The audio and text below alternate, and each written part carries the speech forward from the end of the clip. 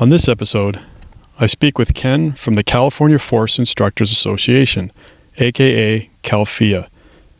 As always, our standard disclaimer applies, and this episode is sponsored by the Wild Boar Social Club. I'm here with Ken from CalFIA. Thanks again for coming on.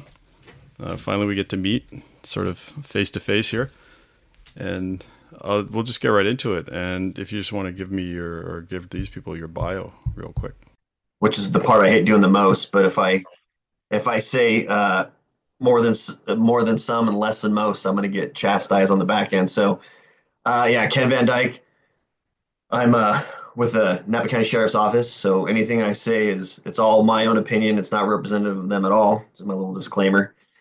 I've been with them since my whole career. I've been with them since 2011.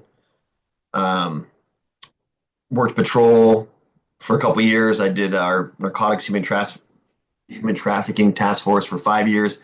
Came out, started my civil service, promoted to sergeant. Now I'm back on the street doing patrol, senior grave shift. And then during that time, I've been with our arrest and control use of force team. Pretty much the whole time I've been sworn, help run that team. And then I'm the assistant team leader for our SWAT team. I've been on the SWAT team for almost my whole career as well, in the last 2 years, the ATL. But more importantly, in that time, in about 2020 is when I got set up with the organization I'm with now on the board as the treasurer for the California Force Instructors Association. Back then, it was the Southern California Force Instructors Association. Went down, it was a one-day conference, and became kind of the NorCal rep. Came back up to my neck of the woods, started recruiting, and then joined the board, I think 2021 as the treasurer, and been working with them ever since. Cool. Night shift. Yeah. I love night shift. When I was always a night owl, but now I'm kind of sucked into that. Once I started working day shift, now I actually I'm kind of acclimatized now. Yeah, I'll take a couple years off my life to avoid people and traffic and admin. Yes. No problem. The traffic's the biggest part. Yeah. Awesome. So if you just want to talk about CalFIA a little bit, just you touched on it, your NorCal rep, just like how long you guys been around and what you guys do. Yeah, it started in 2017, and it was the Orange County Force Instructors Association, and it was our old president Tracy McKenzie, now our old Vice President Jeff Wright, who's now a member at large, and then our General Counsel Dave Demerjian kind of got together and started this thing. It was a regional thing down in Southern California and started to grow. And as it got bigger, they ended up naming it the Southern California Force Instructors Association. I think about 2019 or 2020 when our now Vice President Josh Coleman, who I work with, met Tracy at a training that Josh was teaching at, heard about CalFIA, brought it back to my department. My department was gracious enough to let our whole use of force team go down. We saw this conference and we saw kind of what it could be, and we knew we wanted to be a part of it. It was definitely filling a void that was needed, and it's kind of shocking that we didn't have in California. Specifically, we had, CNOA for like narcotics officers, and you got CATO for the tactical officers, and there was nothing for use of force, nothing. And we were looking at major legislation change on our authority to use force in California. And so we jumped on board, and again, I kind of became like a rep, brought it up to the Northern California area, started recruiting people. I think at the time it was like 100 members, and then by the end of the year, we were close to 3s, and then I joined the board. We had some vacancies, joined it as a treasurer, and just been working to grow the association since. Nice. And I guess when you trying to think of the way to phrase this, I guess when you guys came back, saw the need for it, just easier to kind of see if they'd expand up north as opposed to starting your own. Yeah, and I think that, and in hindsight, and even at the time, that's the way to do it. They had already started this thing. They had the fortitude to start this thing. and major kudos always to them. Because even it was something like my team at my department has discussed, like, why don't we have anything?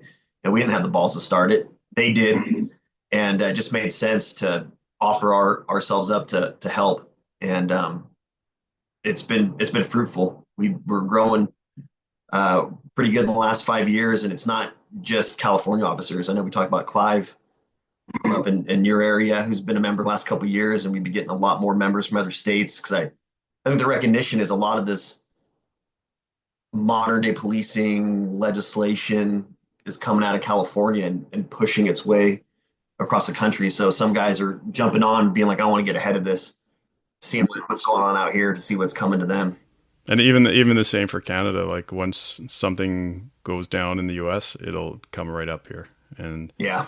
yeah, let's say around 2020, just for some reason, all of a sudden our leadership was coming back, going, "Hey, do we do that?" Yeah, no, we don't. Never have. It's okay. Just relax. So Yeah. it's good on that. I do like the fact, and we talked briefly about this before we started recording. You facilitate training not well, I want to say training sessions, but like you do seminars, or you might facilitate a training time for instructors to get together, kind of thing. Is that?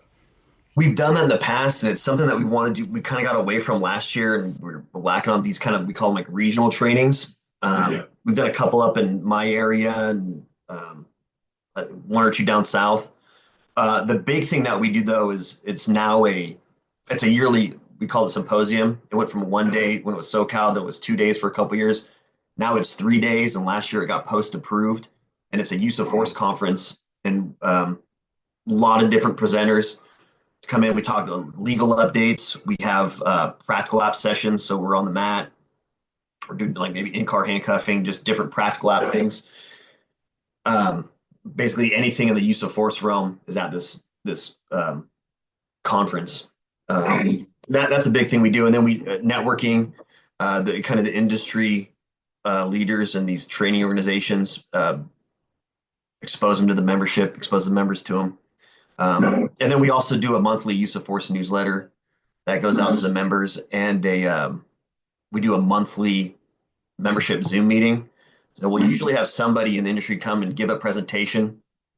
And then whether we have somebody for the month or not, we'll always do like a round table, and where everybody can get together and talk about what they're seeing in their area, or if they have questions. And that stuff gets all recorded and put online for the members to see later if they miss it. Nice. In terms of, one thing I did when I was looking at you guys' website, and we did talk about this as well, is the advocacy you guys do.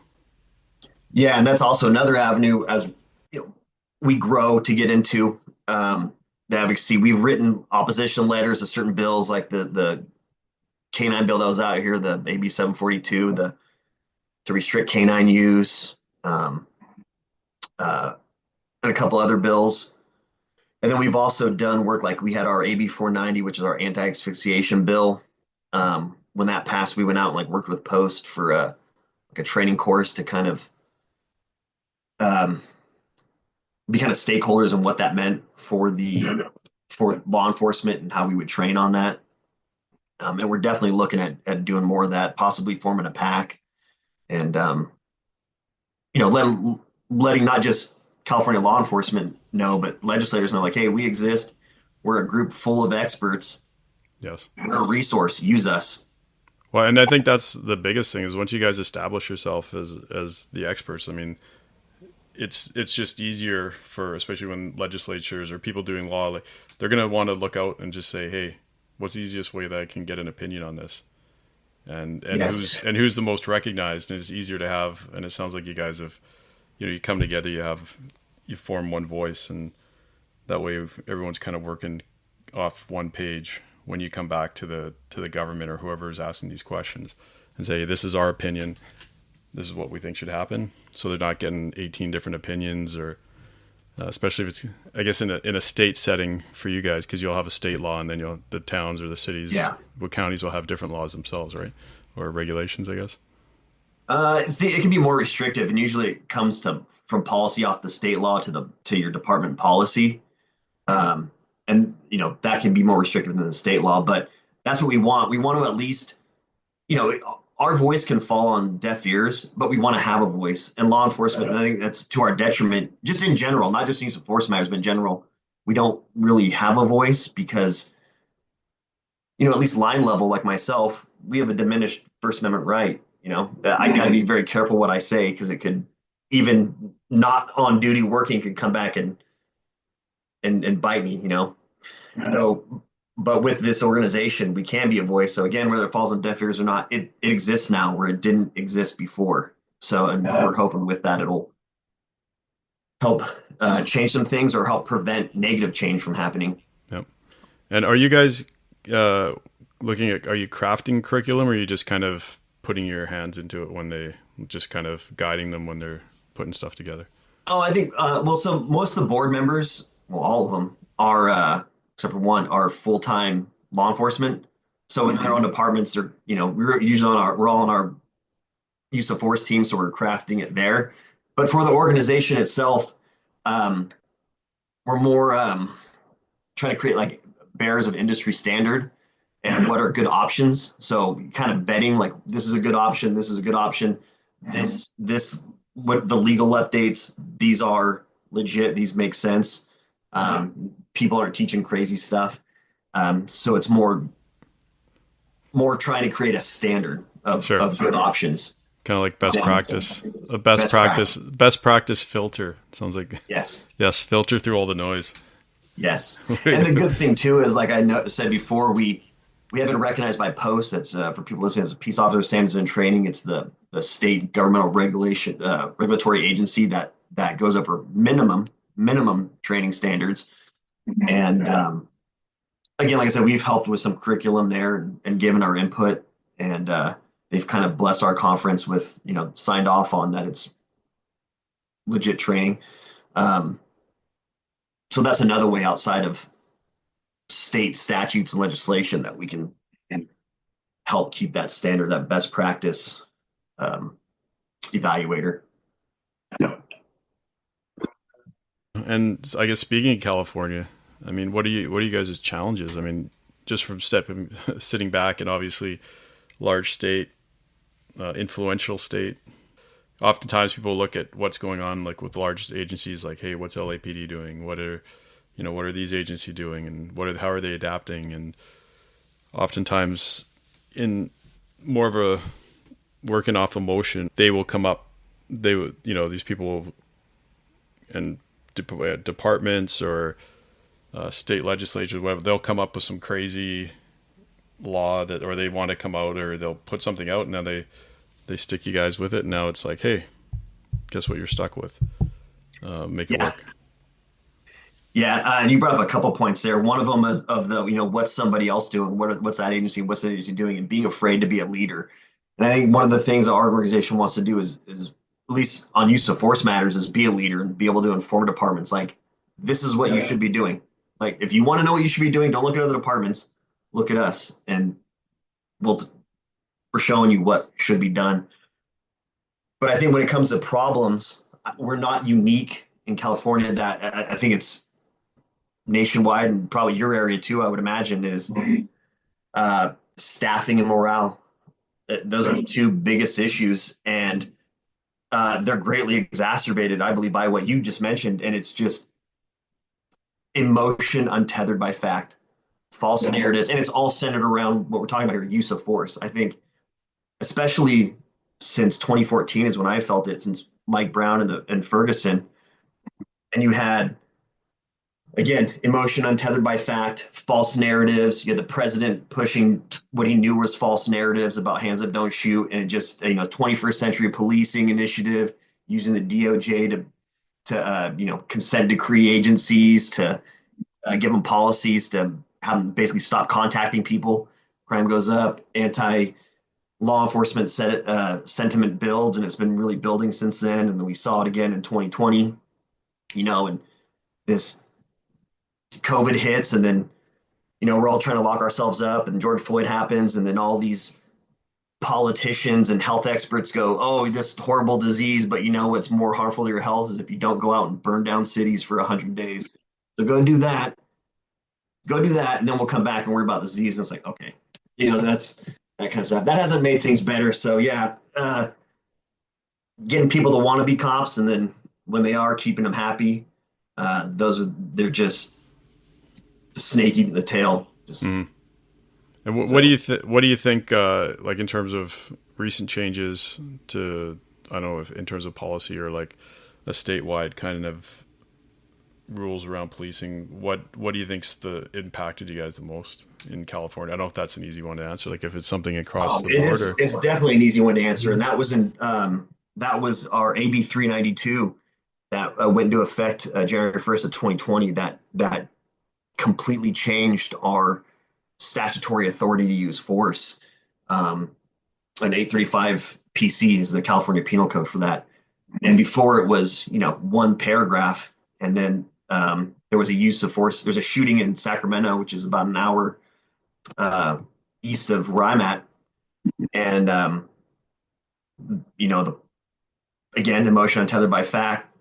Um, Pressure been put on politicians are like, hey, we can't charge them. The standard's not there. We don't have the authority to. So legislators went in, Shirley Weber, and crafted a bill with the purpose of making it easier to charge cops. And that passed. And sure enough, all cops started getting charged for shootings and use of force events that they wouldn't have before, because now we have this 2-page document that everybody's trying to figure out, and that when it comes out, there's no clear direction. There's people saying I didn't change anything. Oh, it only codified to Graham Conner, Tennessee Gardner, and no, it did a lot more than that. And it opened the door for what I'll call activist DAs, especially, to charge really anything they wanted to. And it happened, and we saw it, and we've seen guys get go to prison. And we've also seen cases that were open where activist DAs got recalled, and new DAs came in and dropped them. And like, hey, these are purely political charging. But that's the scary thing is now with our authority to use force, we use it. There's an avenue for somebody with a political agenda to charge just based on that agenda and not on the actual facts of the event. And I think that's the biggest challenge. And there's I guess the consequences. When I was down in California last year, was seeing some departments offering like 6 figures for exempt officers, like experienced officers, to come over Oh yeah, and work for them. I mean, why would you want to work in that environment if you risk getting? I mean, some cities obviously, or some places where your DAs are good, but in other places, man, I wouldn't work in those cities. We're, yeah. we're kind of lucky in the fact in Canada, like our DAs aren't elected, so Oh it's really? not. Yeah, no, so it's not. So it's not as political in that sense. I mean, obviously, you're always going to get some politics involved, but it's not that DA isn't looking for their next election and seeing which way the wind's blowing or the tide's going and hopping on that train. So we're kind of lucky in that sense. Yeah, that's a nice benefit. So if somebody wanted to set up, or when it's just even for you, come jumping in from the north and coming in and joining that organization, if somebody wanted to set up something similar to that, what is your kind of recommendations, or what kind of things would you expect? What are some common trials or tribulations that you guys had to go through to get it up and running? Yeah, I missed the heavy lifting of when it started. When we're nonprofit, so it started there, and creating bylaws and getting a board together was kind of the meat and potatoes of it, and then getting buy-in from the surrounding agencies, and that's how originally the original 3 guys grew it. Um, but since then, um, again, because I think we're all full-time guys, it's been a little bit. We've had to tame the growth a little bit just so that we can manage it. We believe it can be better, but so knowing like who's going to be on the board, like if you try to create, I'd say create an organization as it grows, maybe get people with, if you get retired guys on or something like that have some free time that can help a little more on the back end stuff, because it's quite a bit of work on the back end managing membership, and then as you like the events like our our conference. And, we spend all year planning it. And then, um, whatever other, I guess, benefits you're going to offer. But the big thing is, yeah, at least for us out in the States, started as a nonprofit and just grind. There was a lot of, like, even let's say even like during the first, when I met the guys, and then we had our the Southern California Association conference the one day, that one, it almost didn't happen because of COVID.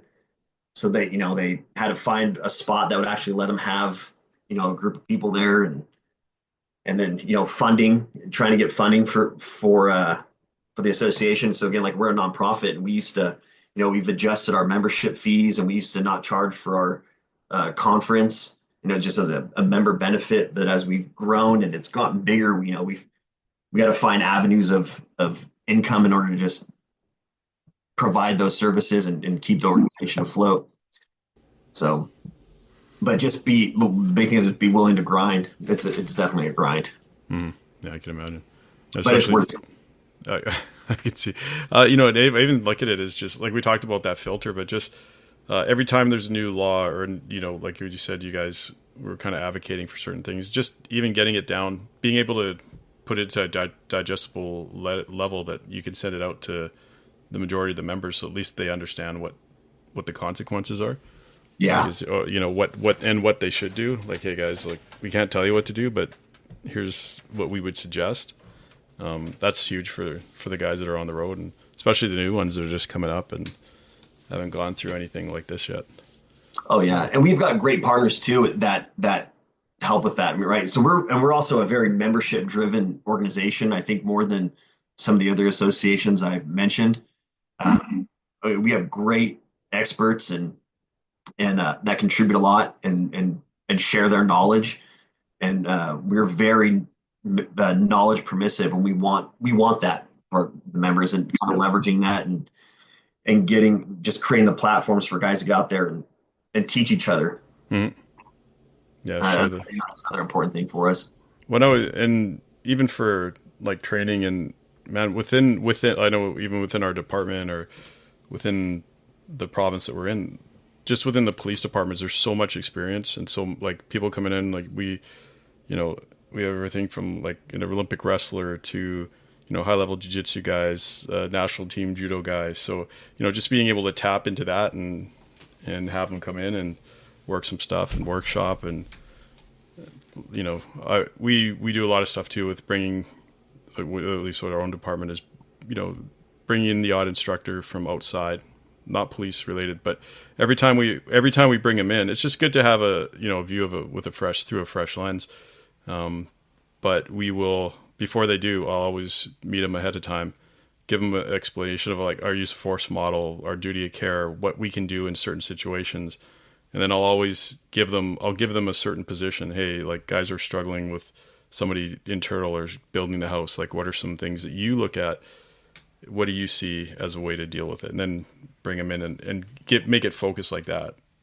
And then we can pick, and we've done that. We've had guys, and that's why the whole idea is, I know a lot of times it's like, oh, they're not police. Well, I look as a use of force instructor. It's kind of, hey, we're picking up things from outside. We'll filter it. If we think it's good, or if we can use it, we'll put it out into a format that will fit our use, our model, all that kind of stuff. And like we talked about before, that's basically a form of kind of what the association does is what's the best practice? Like, oh, here's all this information. What's best practice? Okay, this is what should go to the membership and to law enforcement in general. And now you have another conference coming up. We do. It's out in my neck of the woods in Napa, California. It's August 6th through August 8th at the Napa Valley College. Second year we've been out there. It's a great facility. We'll be big theater. We'll be using a bunch of rooms in there, and then there's a nice big mat room that we'll be using for some practical lab stuff. Nice. And what do you get? Can you say who's up on the on schedule yet, or is that still to be determined? Yeah, no, we have the schedule pretty well finalized. We got Jason Lewis with the briefing room will be there. Scott Savage, the Savage Training Group, will be there. Jamie Borden with Critical Incident Review. I know I'm missing people. Actually, I know you had talked earlier. I know you had a Henner on your podcast, the last one, Henner Gracie. He's going to be out there talking about the safe wrap, but mainly his theory of the lateral recumbent position being a superior position for rest than prone. We're gonna have Jay Wadsworth out there with Effective Fitness Combatives.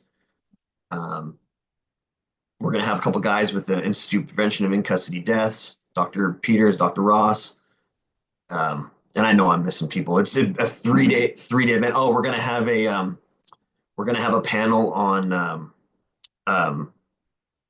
police data-driven I'm blanking on it. Sorry. On basically population benchmarking and data that groups use collect in order to inform policy. Yep. So that'll be pretty good. No, it sounds like a good run. Where can they find this? What's your social or what's your website? The website, the best place to go is calfia.org, calfia.org. There's a link right on top for our conference, or you can go to calfiaconference.org. There is some stuff about us on the main page. Some of it's locked behind a membership wall, but you can feel free to reach out to us. There's a link to the Instagram on the page. The board members are pretty accessible. I'm very accessible. Mm-hmm. And then social, do you have Instagram, anything? We do have an Instagram, and I'll have to look. I know it because I follow it. I'm just. I should. Maybe you know that. Yeah, it's calfia_org. Okay. Awesome. Yeah, you just look up California Force Instructors Association. Anything else that you think that we missed or that you wanted to touch on, or? No, I just appreciate you having me on. Listen to the podcast. I know we put them up on our Use of Force newsletters for people to check out, and I appreciate it. Thank you. So August Napa. All right, I'm gonna have to start pitching that one to the chain. Yeah, it's gonna be nice. It's gonna be a good time. It's gonna be real good time. We're gonna have we'll have our networking event. We're gonna have some open mat rolling sessions, a lot of good legal updates, crack app, the whole gamut of use of force stuff. Cool. And I guess just to touch on yourself, what's your background like, martial art wise or use of force wise? That's actually how I got into law enforcement. Is I started training judo in 2006, and then Brazilian jiu-jitsu and some MMA in 2007. And most of the guys a bunch of guys I trained with were cops and helped get me hired, but the sheriff's office out here. So I've been training on and off. Since 2006. Nice. Yeah, that's it's kind of the pool that you really want to recruit from. I know I went a couple of years ago. I just went to our recruiting department to say, "There's these guys I train at. There's a big jiu-jitsu tournament coming on. You need to put a booth up." Yeah, and they were like, "Okay," and they got a ton of interest. I agree, and I definitely have a bias and preference for people who actually train in something. I mean, it's an organization. We talk legal updates and stuff, especially like with our use of our authority changing 5 years ago.